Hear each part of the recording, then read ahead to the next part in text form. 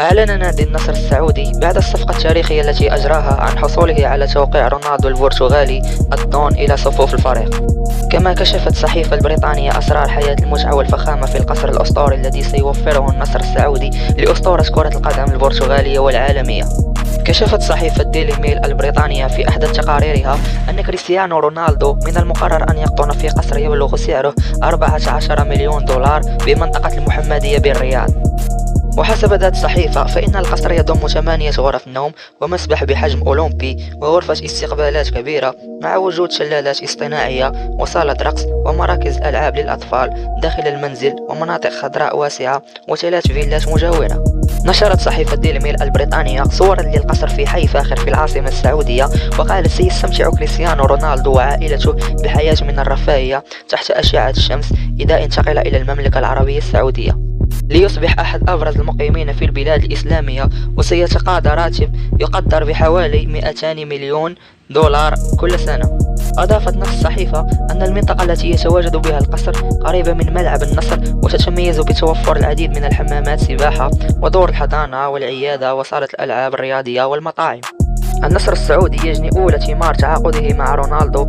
ارتفعت القيمة السوقية للنادي النصر السعودي بنسبة 34% بعد تعاقده مع النجم البرتغالي كريستيانو رونالدو، وحسب عدة مواقع معترف بها والمختصة في قيمة اللاعبين وأسعارهم، فإن القيمة السوقية للنصر أصبحت تعادل 79 مليون دولار، وذلك في يوم الأول فقط من باب الانتقالات الشتوية. حافظ النصر على موضعه في صدارة قائمة أغلى أندية قارة آسيا التي كان يتصدرها بعد الانتقالات الصيفية الماضية، متفوقا بفارق كبير على صاحب المركز الثاني الهلال الذي تعد قيمته ب 49 مليون دولار، وثالثا الشارقة الإماراتي والذي يقدر ثمن هذا الفريق ب 37 مليون دولار.